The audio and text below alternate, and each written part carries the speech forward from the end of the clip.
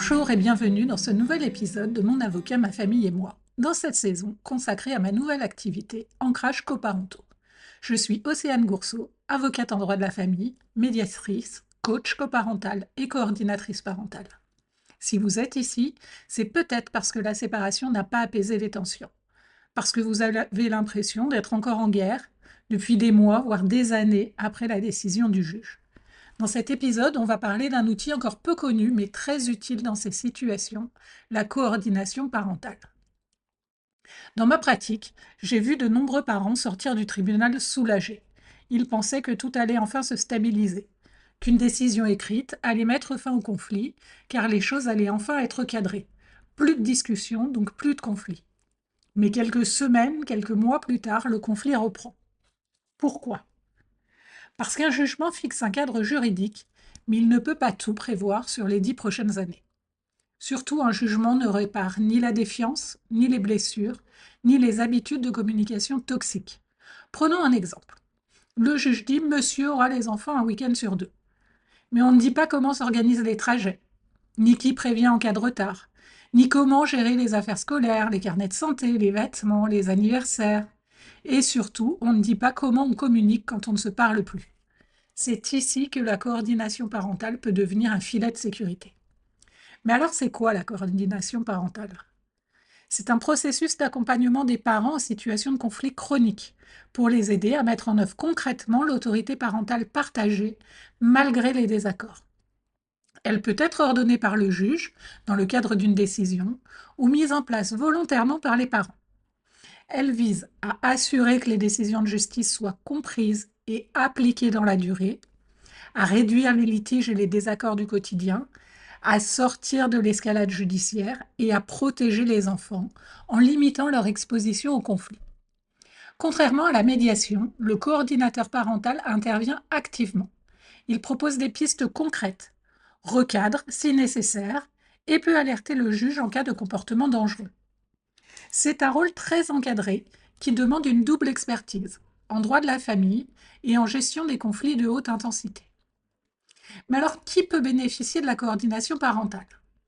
La coordination parentale, elle s'adresse à des parents séparés dont la relation est marquée par une communication dysfonctionnelle.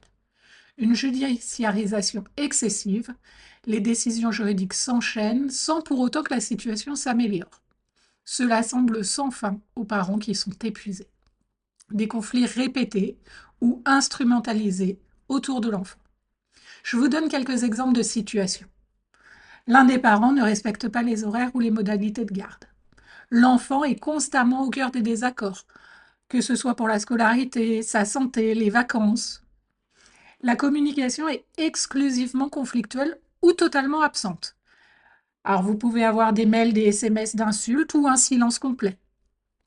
L'enfant est utilisé comme messager ou pris à partie dans les conflits parentaux. Et puis un dernier signe, c'est les parents qui retournent régulièrement devant le juge sans que cela améliore la situation. Eh bien, ces situations ne sont pas irrécupérables. Ce sont des situations qui nécessitent un cadre externe pour fonctionner. Mais alors, quel est le rôle du coordinateur parental ? En tant que coordinatrice parentale, je m'appuie sur un cadre clair, éthique et transparent, inspiré des recommandations internationales.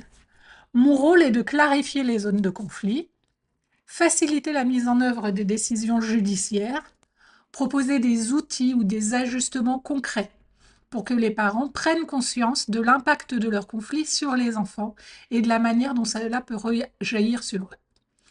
Et puis rétablir un minimum de communication fonctionnelle, même à travers un canal unique, que ce soit par mail, que ce soit par courrier, par cahier échangé ou un planning partagé.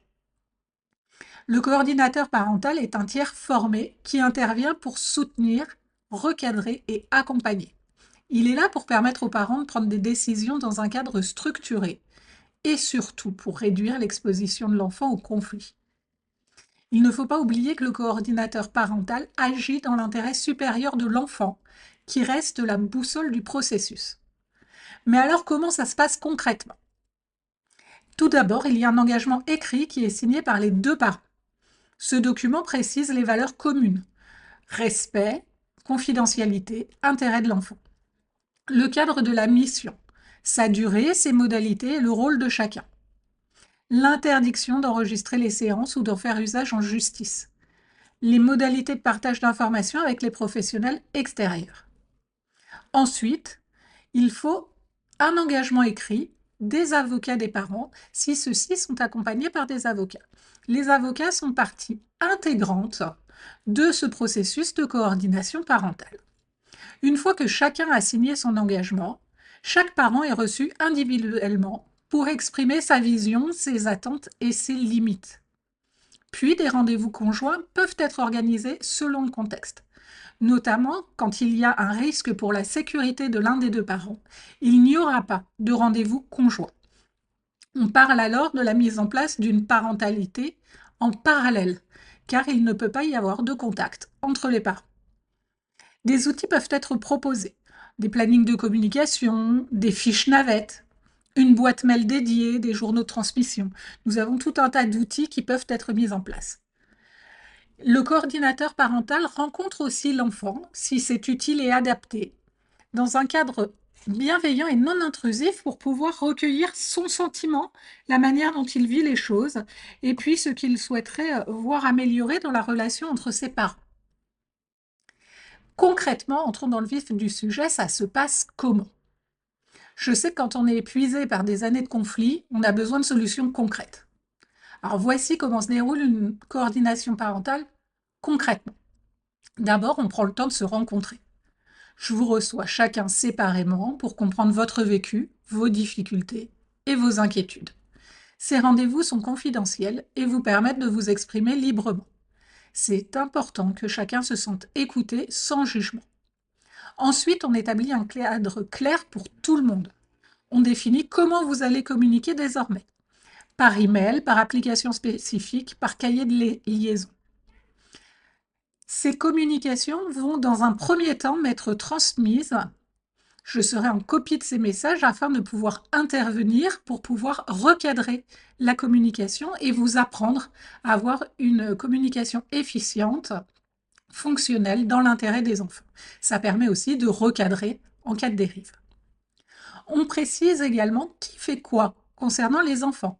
École, santé, activité. On met en place des règles simples pour les transitions entre les deux maisons, ce qu'on appelle communément le passage de bras. Et puis on travaille sur les situations concrètes qui posent problème. Je vous parle des désaccords du quotidien qui vont être abordés un par un. On cherche des solutions pratiques qui fonctionnent pour votre famille. En cas de blocage, je peux faire des propositions que vous pourrez ensuite décider d'adopter ou non.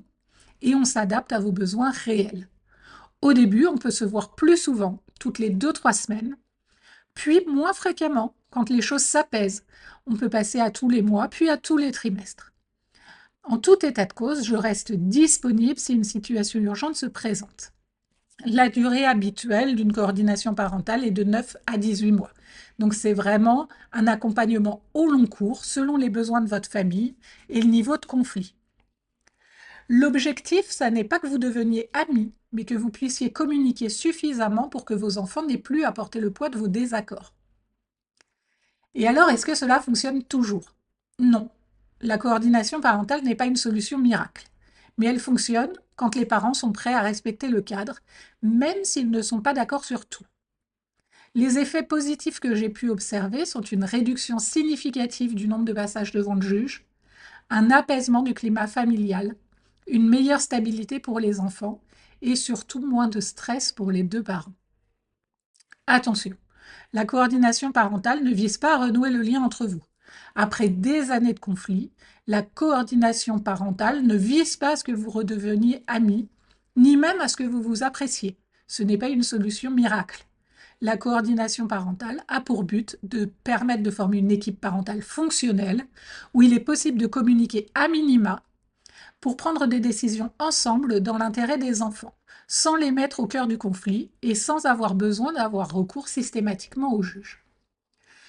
Petit point d'attention, quand la coordination parentale est exigée par le juge, elle est proposée par le juge et que vous l'acceptez, le coordinateur parental va rendre un rapport au juge faisant état de son travail, des engagements qui ont été pris et du respect ou non de ces engagements. Il y aura donc un document écrit qui fera le bilan du travail que vous avez accompli dans le cadre de la coordination parentale. Voilà, si vous êtes parent et que vous vous sentez à bout, si vous êtes professionnel, avocat, juge, éducateur, médecin, et que vous accompagnez des familles dans un conflit sans fin, sachez que la coordination parentale est une alternative structurante, humaine et tournée vers l'avenir. Bien sûr, elle ne remplace pas la justice et elle ne fait pas disparaître le conflit. Mais elle permet d'en limiter l'impact et de remettre l'enfant au centre sans qu'il devienne l'enjeu.